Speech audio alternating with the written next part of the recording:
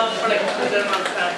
Okay, so I'm here to present to you Show Me the Money. We have two awesome presenters. We're going to be talking about billing and financial aid, you know, economical stuff about going to college. So we're going to start with financial aid, presented by Ms. Carmen. Good morning. Good morning. Well, my name is Emmy Alvarez, and I am one of the financial aid counselors here at Millersville. I've been at Millersville for, I feel like, a long time. I did my undergrad here, and I also got my master's here. I've been in the financial aid office for 5 years, and 3 as a counselor. So I've just been here for a long time. I feel that way. So today I'm going to be talking to you about, obviously, financial aid. We're not going to be able to get into everything. Financial aid is just huge. But I do want to give you maybe some tips, some things that you should be aware about, some things that I think are important. And that's pretty much what I'm going to be talking to you about today. First, I also want to thank you for being here today. Taking the time out of your busy schedule to be here today. Thank you for your support. So I'm going to go ahead and get started. How many of you have already received the financial aid award letter? Okay. If you have not received the award letter by now, it could mean a few different things. It could mean that maybe the confirmation fee is not paid. It could mean that your student has financial aid outstanding requirements, which I'm going to be talking to you about that a little bit more. And it could just simply mean that the FAFSA was not completed yet for the 13-14 academic year. The FAFSA pretty much stands for the Free Application for Federal Student Aid, and that's what we use in our office to package financial aid. So in our office, we typically just package federal financial aid, which is the Stafford loans, unsubsidized, subsidized, the federal Pell Grant, and any other federal financial aid, maybe like the Parent Plus loan, which I'll be discussing soon. I also handle the Pennsylvania state grants, so that's state financial aid, and we also handle scholarships and institutional financial aid, okay? One of the things about the FAFSA should be completed every year. So every year, you want to make sure that the students go in and parents go in and start completing the FAFSA. We have 2 dates that we like to go by. The first one is March 15th of every year. It is recommended just because if there's any institutional financial aid, you know, a lot of times it's first come, first serve. We don't know how much money we're getting. Our funds are being cut, so the sooner the better. And also May 1st. May 1st is for the Pennsylvania State Grant. If you are eligible for the FIA State Grant, you do your FAFSA May 2nd. FIA is very strict. They will come back and say, you're eligible, but you did it late. Too bad. And I'm the FIA Grant Coordinator, so that's why I know this. Yeah. So, and it's just not, it's not good. Because right now, the average Pennsylvania State Grant here at Millersville is approximately $3,712. So that's definitely a good amount of money. The maximum amount that the federal government has set for the federal Pell Grant, that is $5,645. So that definitely helps. So then now I'm going to talk to you about verification. Anybody know what verification means? Some? Okay. If you don't know whether your student has been selected for verification, you definitely want to make sure that they check their Max account to see if they were selected for it. The Max account, if you don't know, it is the student portal where they find all of their financial aid information, their bursars, billing information, their grades, advisors, just all that personal information. And the verification is pretty much all of the information that you guys put on the FAFSA. We are required by the government to review all that information and make sure that the information that you provided is correct. Now, here is the catch, or the thing that a lot of people tend to complain about. So, have you guys heard about the IRS tax return transcript? Yeah, I know.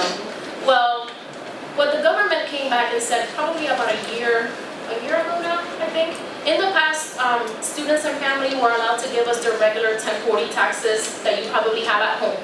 Well, because of fraud and people reporting one thing to the IRS and another thing when they file, just that kind of stuff, the Department of Ed came back and said, we're not going to take regular 1040s no more.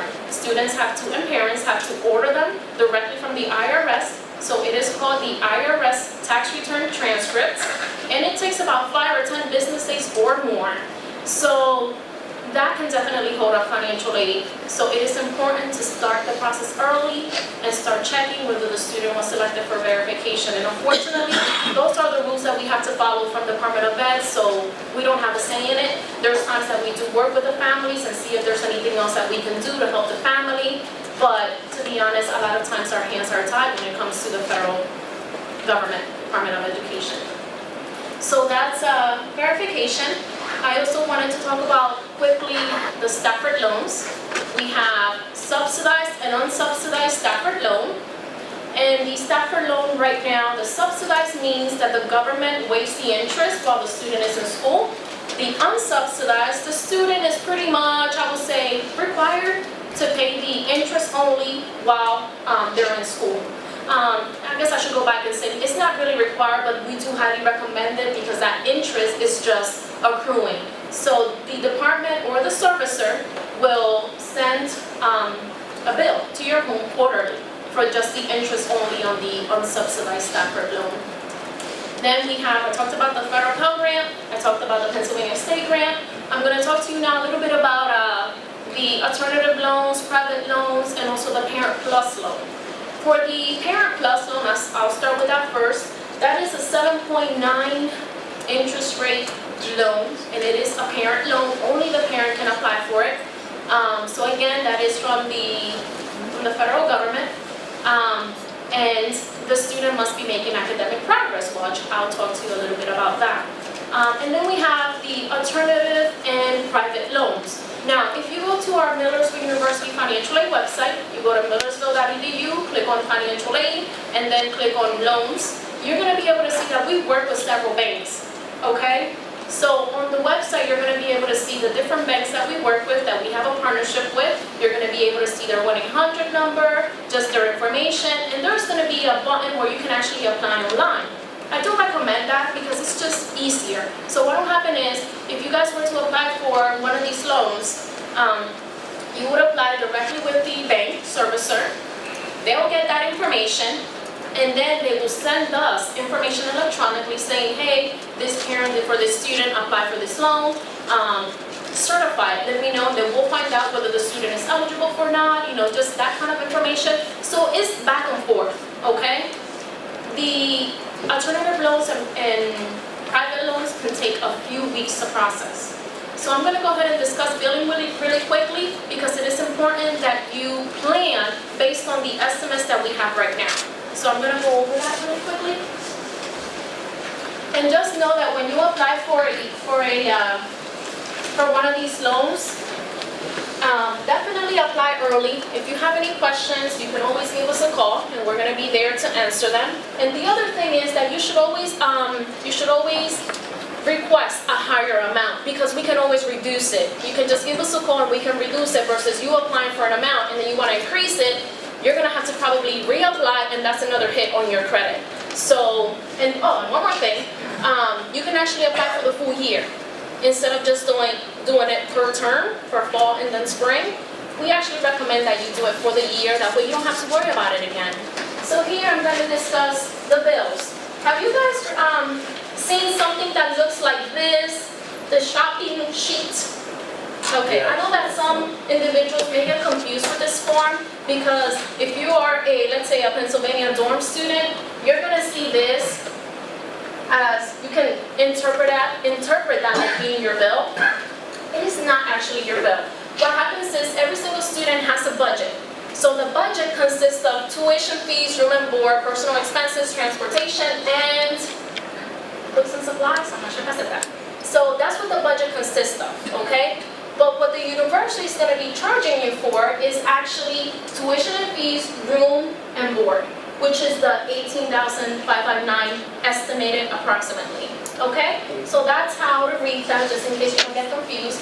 The gap is, in case you need, books for money, books for other educational expenses, that's where the gap is. And just so you know, let's say you guys were applied to a loan. The loan that you apply for cannot exceed the total cost of education for the year, okay? So there's times that we're going to have to be reducing that loan. So if you're not sure when you apply for a loan, you don't know how much you're gonna need and you just leave it as unknown, that's okay, because we're gonna be reducing it. And then let's say you find out after bills come out and things like that you don't need all that money, just give us a call and we can reduce that for you, okay? A few more things that I think you should be aware about, just things that I get in my office all the time and students ask, and I think, these are the things that I should focus on. Well, one is going to be just some tips on scholarships that you should tell your students, just in case, and at least remind them. There's times that if students are applying for any other outside scholarships, let's say somebody says, a company, agency, whoever says, we're going to guarantee you a scholarship, that's a scam. If they'll say, give me your social security number, bank information, that's a scam. And also if they ask for an application fee, pay $20 to apply for this scholarship, that's also a scam, okay? So just some things that it's just important to remind our students about, okay? After that, I also want to talk to you about the authorization to release information form. That is very, very important. And students have to do that for our office. So if you guys want to have access to their information, have them, they can actually do it through the Max account. Have them put you on the form, okay? That way we can talk to you. We can talk to you now, but once the semester begins, we cannot speak to you. And I'm sorry, that's just how it is. I know parents get mad and like, well, I'm paying for their education and I should be, trust me, we hear it all. But unfortunately, those are the rules that we have to follow, okay? So just make sure that they go in and they put you on the form. Our offices are open from 8 to 5 p.m. every day. I say do not wait for the last minute. If you guys have any doubts, just any questions, anything that you're like, you know what, I'm not sure, give us a call and do not wait for the last minute. And I say that because in our busy times, we get over 1,000 phone calls per week. And once the bills come out, it's just a lot of phone calls. We have regular employees, and then we also have student workers that we train and they help us too. So we do have probably about 7 lines open, okay? But there's still times that people are waiting maybe 20, 30 minutes to get through because that's how busy our office is.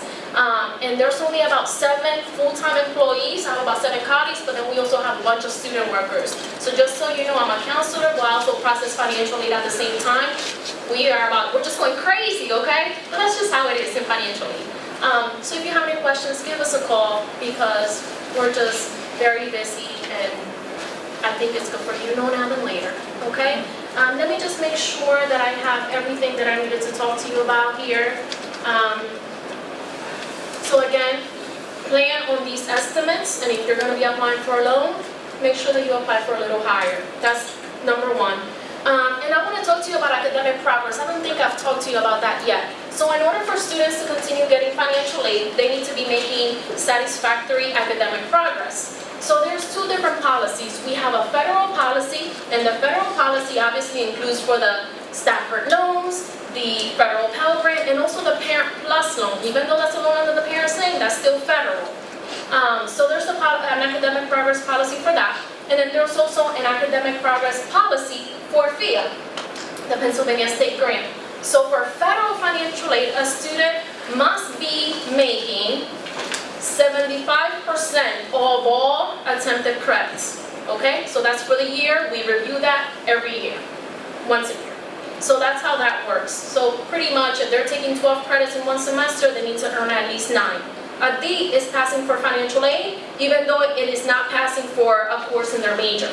So just so you know, things like that. Repeated courses, it has to be new credits, so there's some iffy questions when it comes to repeated courses, so this is actually very important.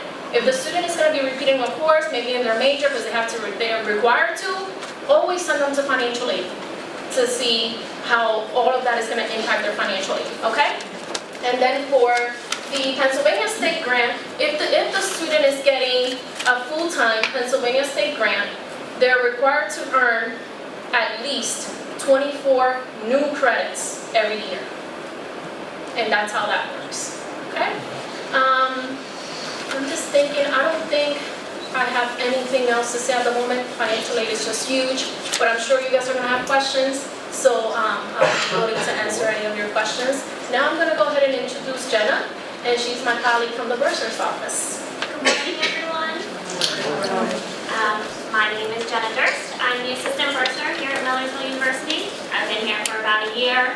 I was an accountant before then, and I know how you feel because a year ago I was kind of in a similar situation where I was trying to understand all of this. There's a lot to understand. It's a pretty intensive session here with financial aid and Bursar, so I hope we haven't lost you yet. So Emmy talked about how she gives you money. I'm going to talk to you, unfortunately, about how I'm going to take that away. The very, very first thing that I would like you to know is that bills will not come to your home. Do not wait for it to come in the mail. It's going to be posted to the student's Max account. And at the same time, there will be an email notification to your student going to their Millersville email address. So make sure they know how to get into their email, and make a note on your Outlook calendar, your phone, wherever you want to put it. July 22nd is my magic date. And you may be thinking, you might be panicking, you're going to send a bill to my 17, 18, right? Oh my goodness, don't worry, we have a remedy for that. So the next thing I want to talk about, and I'm going to show you how to remedy that, is actually to sign up for the parent third-party authorization. Emmy has spoken about how in her office you have to do this release of information. We have the exact same thing. Unfortunately, it's two different steps. It's one for Emmy's office and one for my office. Ours is online through the Max account. It's a button your student clicks. I know that it isn't always a pleasant experience when you're calling the Bursar's office because we're talking about money, right? It's stressful. 9 out of 10 times you're calling at the, maybe the last minute and you're stressed and you just want to get your students bill paid, and I have to say, I can't talk to you. And, it's not a Millersville rule, it's not a state rule, it's a federal mandate. Being that we're a state school, you should find comfort that we're following those rules, right? You're paying a lot of money, you should know that we are following the rules to the T. So, please, if you could, help us help you, because those conversations don't go on. I don't think I can take that this summer. So if you could, the best time to actually go in and do your parent third-party authorization is when your bill comes. Around July 22nd, sign into the Max account with your student, sit down with your student, help them to look at the bill, talk about your plans for paying, and do this parent third-party authorization, which is where you can add your email address. So there, when your student gets, and this is for the next 4 years of their life, unless they revoke privileges to you, we'll always get a notification when a bill comes out. And it's also important to note that there will be at least 2 bills per year. We do a major billing for fall right now. July 22nd, they're going to come out. August 7th is the due date. I believe everybody received this packet from us in their bag this morning. This is our Bursar Basics. You want to definitely read it. It has way more information than I can go over this morning, unfortunately. But the other major bill will be for the spring semester. That's going to come out around Thanksgiving. It will be due around December 20th. So we'll get 2 major bills. Just in time. Yeah. We're wonderful teacher, right? Yeah. Another thing I just wanted to make you aware of, you hopefully all got a packet in the mail regarding the TMS monthly payment plan. That is an optional program. You do not have to do it, but it might make your life a little bit easier. If you are getting financial aid and you still have a gap, you have an out-of-pocket cost, and you're thinking, how am I going to cover this? This payment plan is an excellent way to help you afford college because you can break down your payment into smaller payments. TMS is called Tuition Management Systems. They are an outside service provider that we contract with. You will call them or you'll go on their website and sign up for a contract. And then they will break it down for them. At this point, the first payment was due June 15th. Doesn't mean you can't sign up. You can still sign up. You just can't do 5 payments now. Now you're going to get 4 payments. So the next payment would be July 15th. And you can also sign up for the spring now. I would recommend, if you know that's what you want to do, just with financial aid, get everything set up this summer so that you and your student don't have to worry about it when classes come around, finals come around, and everything that students have to deal with. The TMS plan, there's no interest that you have to pay for this. You will be paying TMS directly, and they will remit the money to us. They will be communicating to us that we've set up the contract. And let me actually show you a bill.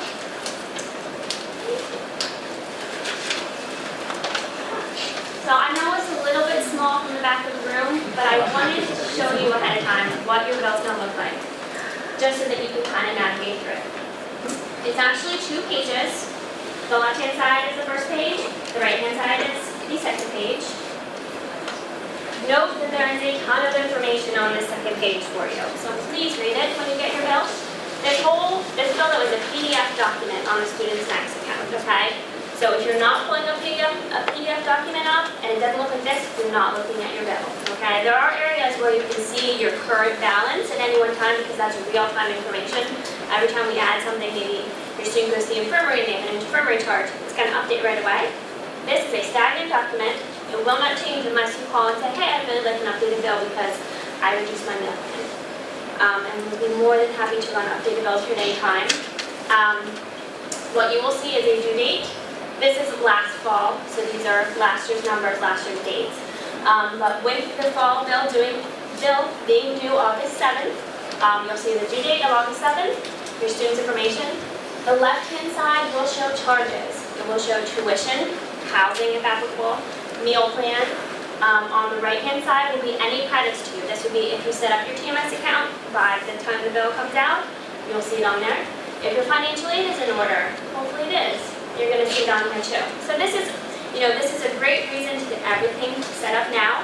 I know you're probably anxious to get the bill paid for because you want to make sure everything's set for your student, right? We want them to have a great experience. But unfortunately you can't pay yet because the bill hasn't come out to you yet. I should have started with that. Tuition has not been set yet. We are a state school. We must wait for the state system to set tuition. So we are hoping they're going to do that within the next week or two. And so we're estimating that July 22nd is when those bills will come out to you with the final number. Again, not to your home, just online. But when you do get the bill, please take a look at it. Make sure that if you sign up for TMS, your TMS contract is on there. If you are getting financial aid, make sure your financial aid is on there. One thing to note is that because we bill twice a year, you're only going to see half of your award on there. You're only going to see half of your TMS contract if you set that up for the whole year. The other half is going to be saved for the spring billing. With your charges and your credits, you're going to come down to your current term balance. This is your out-of-pocket cost if you have one. This is where you might consider that TMS option, or maybe you're paying out of your 529 account, which we do have instructions on the bill on how that money is going to get to us. If you see a negative balance, that means that maybe your student has more than enough financial aid because, as Emmy showed in her one slide, the students will take up to this amount in financial aid because they want to cover books, personal expenses. I'm only billing for this top number up here. I'm not billing you for books. So please keep in mind that the money you're paying to us is not going to cover for books. But maybe you took out enough financial aid for that. We're going to refund you that financial aid. I just realized that. So maybe you're getting a refund. If that's negative, your student's getting a refund. They can sign up for a direct deposit to have that money go directly into their account. In this packet, we actually have a direct deposit form the student can fill out. It must be the student's checking account. The reason being is that most of the students are getting federal aid. That federal aid, they must pay back when they go, when they graduate from school. So we have to give them part of their loan back to them. We can't give it to the parent, if that makes sense. I think my best advice to you, I know it's a lot to handle, my best advice would be to plan early, to call us whenever you have a question. Our number is on this packet. We also have, full dedicated staff with here Monday through Friday, 5, to answer all of your questions. And please don't assume that's the worst thing. I had a parent recently that said, I took out a loan 4 years ago for like $100,000 or something, which you can't even do. But she's also taken out a loan for this large amount. She said, my bill should have been covered for the next 4 years. And she never, she didn't look at her bill. She had no idea that she hadn't taken out a loan for a substantial amount of money. So please don't assume. Give us calls, and keep in mind July 22nd is that time when your bill should be coming out. It's due August 7th. It will be billed again around Thanksgiving. So I think at this time we'll probably open it up for questions for both Abby and I. Should you have applied for the Parent Plus loan already? You can if you want to, yes. Well, because if the bill is due by August 7th, let's say, you have to allow time for that to process. And I mean, if we need it, so that's what I'm saying, like, you have to know if you're going to have any money left over that you have to pay, or, so once you get your financial award letter, you see that there's, not enough to cover college, and that's what the, Parent Plus loan is for. So that takes, what, 10 days to process or something like that? Parent Plus loan is actually much, much quicker because it is federal. So, you have the federal government and us just working back and forth. They send us, you can apply probably, let's say, over the weekend, probably on Monday or Tuesday. We pull that information in. So it's so much quicker. When the child goes on and they have these messages for, they have to do the master promissory note and all that counseling and stuff, so something, does that go to studentloan.gov? Because my daughter did it, but it wasn't registering that she had done it. Good question. Probably the entrance counseling, yes, students do go to studentloans.gov, which is a federal website. Now, the master promissory note, you may see that they probably did it a few weeks ago or recently, but it's still showing up as requested on their Max account.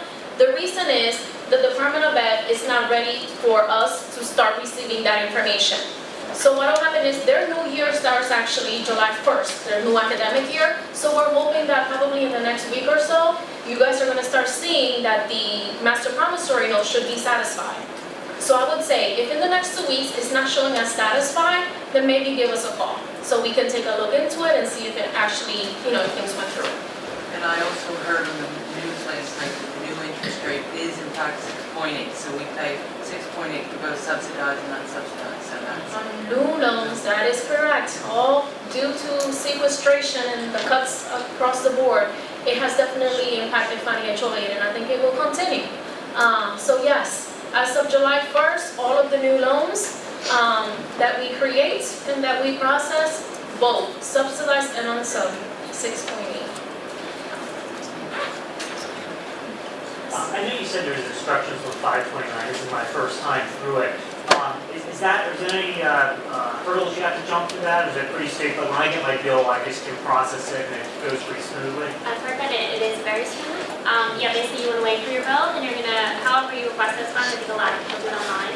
Yeah. I feel that it is a very seamless process. You go in, you request your funds, and then if you just send a copy of that request form to our office, we can go ahead and give you credit until that money comes in. So you don't need to worry that the physical funds are going to make it to us by the due date, just that paperwork. So that's when we need to get to your request. Exactly, yeah, and you can email that, you can fax that, you can email a copy to us, however you want to handle it, that's all we need.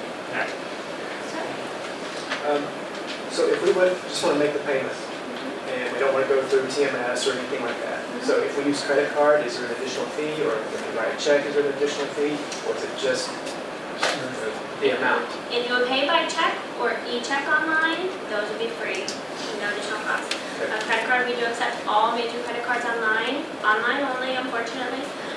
There is a 2.5% transaction fee. So definitely keep that in mind, that is something you definitely want to play for. Can the default meal plan is for 19, and let's say we know we want to go to 21, how do we communicate that to you, so that it will be reflected on the bill? We actually have instructions on the bill for all of our options and the costs, even for last year's.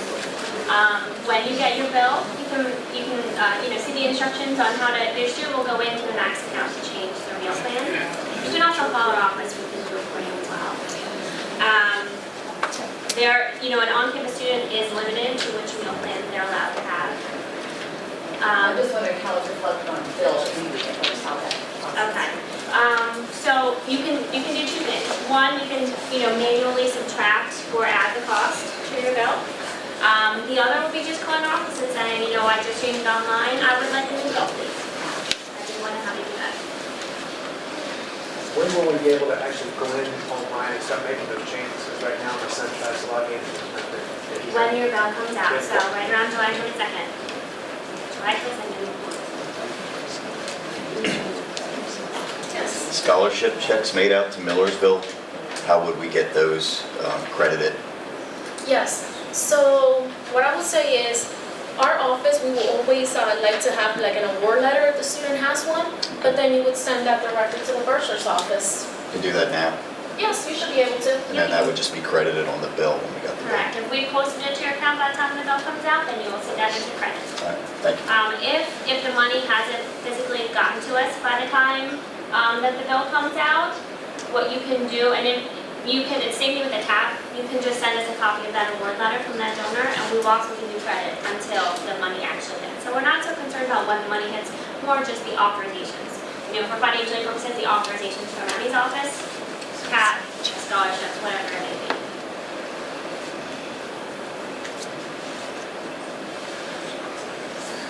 Any other questions?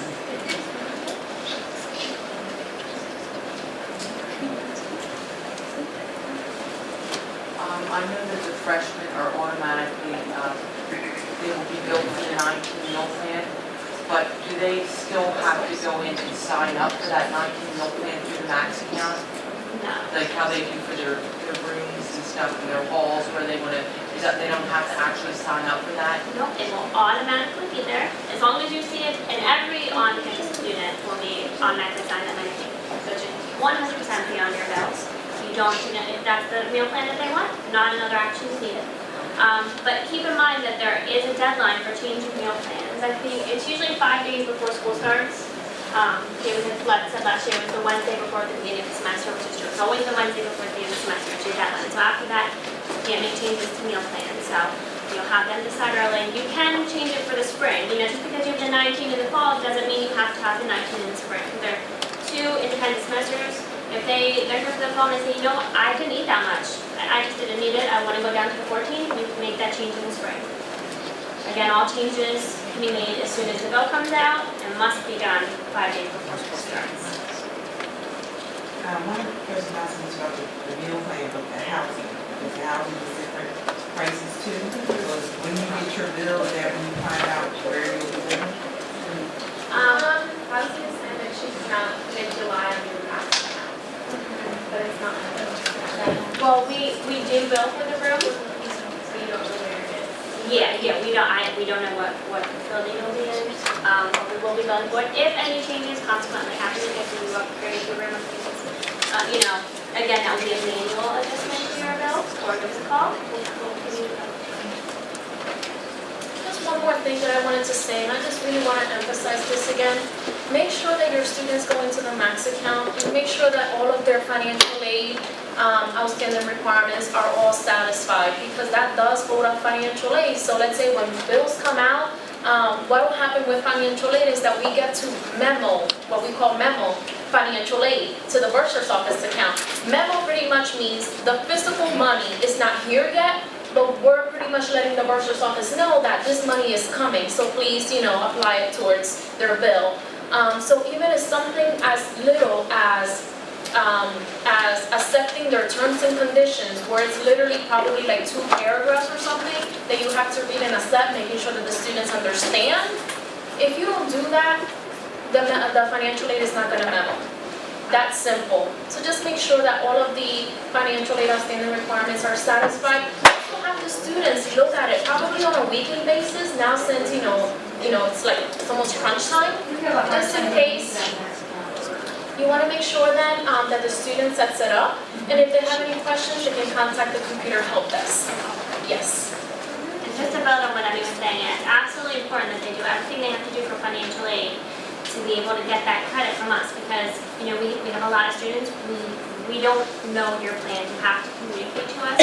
You know, I would say the biggest problem in getting the bills cleared for the school year, and people being late, is that they said, well, I had financial aid. And we'll say, we had no idea, because, you know, financial aid can't put it on the account until you have done everything you have to do.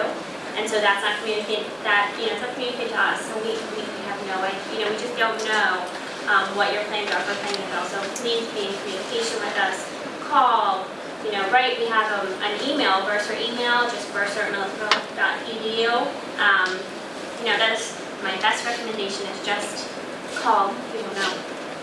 Don't assume. And one more thing along with that, even if the student already has enough financial aid to cover their bill, they should still clear their bill. or contact the Bursar's office to clear their bill. I believe they can do it through the Max account. Okay? Or just contact the Bursar's office to clear the bill, because that also lets us know, yes, they are coming. This student is not just gonna have financial aid sitting there, then we're gonna have to go back and cancel everything eventually. So that way, you know, if you have enough financial aid, still clear it. And that clear bill that I'm talking about is up here. It's going to be a paragraph on your bill. It's basically, it's a confirmation that you're coming and that you want to use your financial aid. Because if you don't owe any money because it's all being paid by financial aid, we still need to hear from you that you're coming. Because, you know, there are a lot of students that apply to 3 different schools to see where they get, you know, the best aid. And they'll go through their FAFSA, they'll have their classes registered for, and they never show up, and we don't know. So we're billing them, we're calling them, you know, hey, you didn't tell us you're coming, and it can be very annoying for them. So it's a safeguard for you too, because you're telling us you're coming, and if you don't want to come, you know, you pay for the services you want. If you're not going to pay them, we assume you don't want it. So if you want it, definitely let us know. That makes sense. Yes, ma'am. How do you put money on your Marauder Gold card? That can be done online. You can also send a check to our office. There is like a logo right on the Max account. Everything's on your Max account if you're getting that. But you can pay, the same as with tuition, is you can pay with a credit card or an electronic check. And the Marauder Gold is a great option for your students because it's a way for you to control their spending. Even if they have their own checking account, they don't need to carry around their checking card because the Marauder Gold goes right onto their student ID. So they always have that. They're using it to get into their dining commons. They always have some money at their disposal. And a lot of off-campus businesses will accept it. There's actually a whole list online. If you would go to millersville.edu and type in Marauder Gold, there's an entire list of businesses that will accept Marauder Gold off-campus. Can you withdraw money from that, like an ATM or order, like if there was a place that wasn't covered by that? You cannot get cash off of it, no. You know, yeah, the money goes on, it's one way. Yes, so you can only get the money off by swiping it at an establishment. And that will stay with you for your entire college career. It's not going to, you'll forfeit the money at the end. The highest explanation, what is Marauder Gold? Oh, sorry. sure, sure. Okay, so it is a declining balance debit card. It is linked to your student's account. Each student already has a Marauder Gold account. Just to activate it, you put money on it. Again, and you can do that by sending money to our office. You know, just on your check, you would want to write Marauder Gold so that we know it's not a tuition, it's Marauder Gold. Because tuition is one account and Marauder Gold is separate. But the Marauder Gold is linked to the student account. It's on your student's ID card, so they're always going to have that with them. And you know, you put the money on. You say, maybe I'm going to put $100 on, and let them have that spending freedom. You know, it's a good learning experience. Does that answer your question? Yes. Okay. How soon can you do it? Put money Marauder Gold, on I it. believe you can do now. If you would go online to the student's Max account, I believe you can put money on it now. And they can use it for books and everything then? They can use it as a bookstore, I believe, yep. When they complete 4 years, I know it carries over, but if there's money that remains on that, do they get a check back? How does that work? Yeah, we will refund them. If they still have their direct deposit signed up, then they will get a direct deposit, otherwise they will get a paper check. What can that be used for? You said laundry, books? Laundry on campus, I believe you can use it. It's just on campus? Yeah, there's on campus plus there's off campus eateries that take it. You can use the Sugar Bowl and John Hurt, which is a grocery store that's right off campus, like the Subway that's on 999 on the way in, takes it to, it's kind of like Flex, but you can use it off campus too. Are the places listed on the website by any chance that would accept that? And how about that little pizza places? The Sugar Bowl, Is that sugar? they accept Sugar Bowl. So the laundry, they have to take their money there. $1.25 for a washer, $1.25 for a dress. We get back and forth to this grocery store. Is it walking distance? Is there a bus that goes there? What? There is a bus, and we didn't talk about that, but there's a bus that goes around campus. So if you have a bus, if you have a class on one end and then a class on the other end, 15 minutes, you can catch that bus. Then we have another bus that runs to Park City Mall. and that's free for students. They could go on the Park City Mall, it's pretty much at the end of George Street. So it is walkable, but if you don't want to walk, you can grab that bus.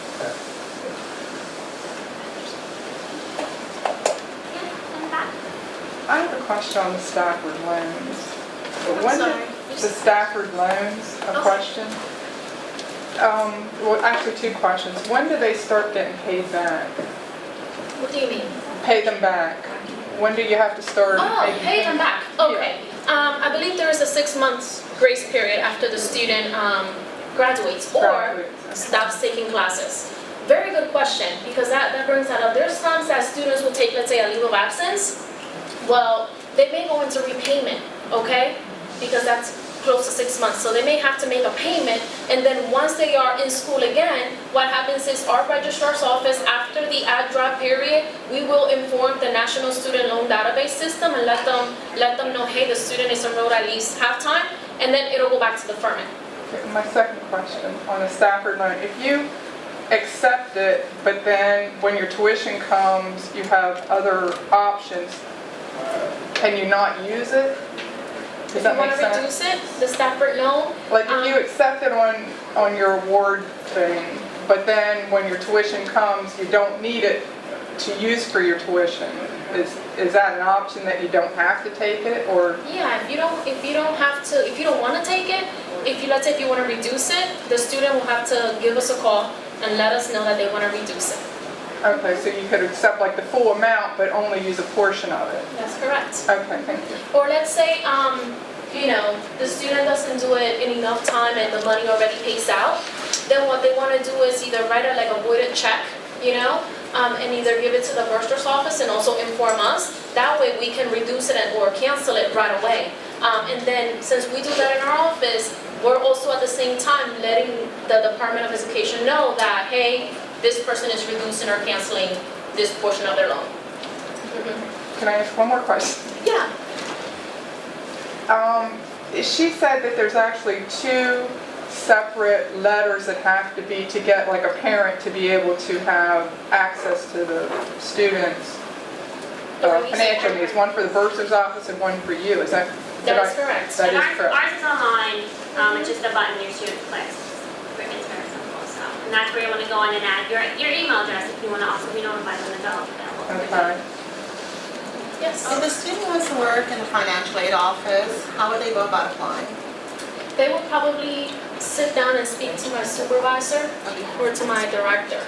Yeah, we have probably close to 10 student workers in our office that we train. And just to let you know, it takes about 6 months to learn the world of financial aid, to feel comfortable to the point where, 6 months, and the other thing about financial aid is that the rules change every year. The Department of Education changes something every year, or 1 year with verification, hey, you verify adjusted gross income. Another, you have to verify this, So I feel like I'm learning my job every single year, and it gets very confusing. But we do have student workers in our office.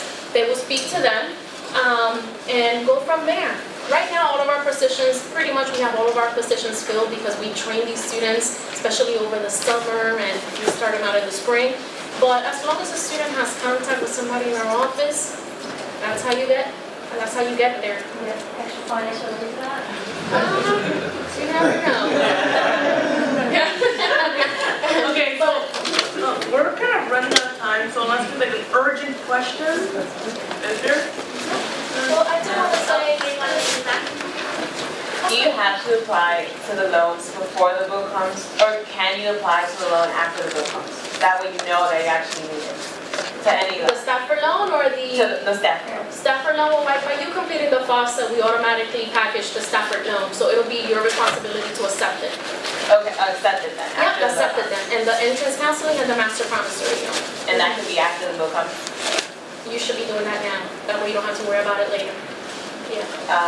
I asked it because what if I don't need it, and what if I need it, or what if I know that I need it only after the bill comes?